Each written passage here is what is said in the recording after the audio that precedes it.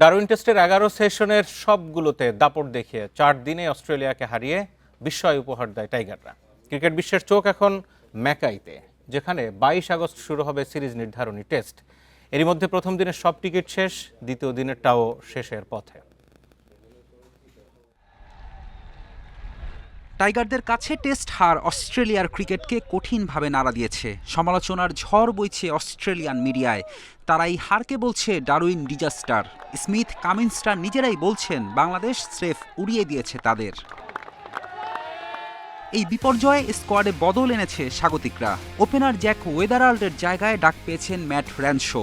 একাদশেও একাধিক পরিবর্তন নিশ্চিত। ঢুকতে পারেন পেসার স্কট বোল্যান্ড। ২৩ বছর বাংলাদেশকে সিরিজের আমন্ত্রণ জানায়নি অস্ট্রেলিয়া। সিডনি, মেলবোর্ন, পার্থের মতো ভেন্যুতে খেলার যোগ্য প্রতিপক্ষ মনে করেনি কখনো। বাণিজ্যিক চাহিদা কম এমন দোহাই দিয়েছে ক্রিকেট অস্ট্রেলিয়া।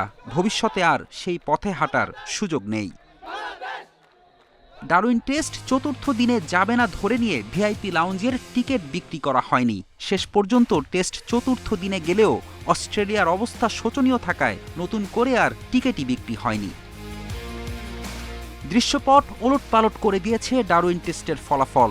সিরিজের দ্বিতীয় টেস্টের আগে ভিন্ন চিত্র। খেলা শুরু হওয়ার ৪ দিন আগেই ম্যাকাই টেস্টের প্রথম দিনের সব পাবলিক টিকিট সোল্ড আউট। পরের দিনগুলোতেও টিকিটের চাহিদা অনেক। ডারউইনে হয়ে যাওয়া টেস্ট ছিল ওই ভেন্যুতে তৃতীয়, আর ম্যাকাই হতে যাচ্ছে অস্ট্রেলিয়ার ১২তম টেস্ট ভেন্যু।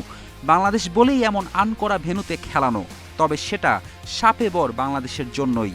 ম্যাকাইয়ের উইকেট অজিদের কাছেও অচেনা, তবে ডারউইনের চেয়ে আরও বেশি পেস ফ্রেন্ডলি হবে সন্দেহ নেই।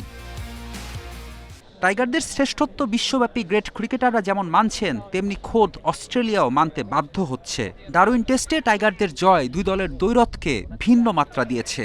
সামনে ভারত, ইংল্যান্ডের মতো বাংলাদেশে হয়তো ৩ কিংবা ৫ ম্যাচের টেস্ট সিরিজ খেলার আমন্ত্রণ পাবে। ম্যাচ হবে সিডনি, মেলবোর্ন, ব্রিসবেন, পার্থের মতো মেগা ভেন্যুতে, এমন আশা করাই যায়। ফেরদৌস ইসলাম, ইন্ডিপেন্ডেন্ট নিউজ।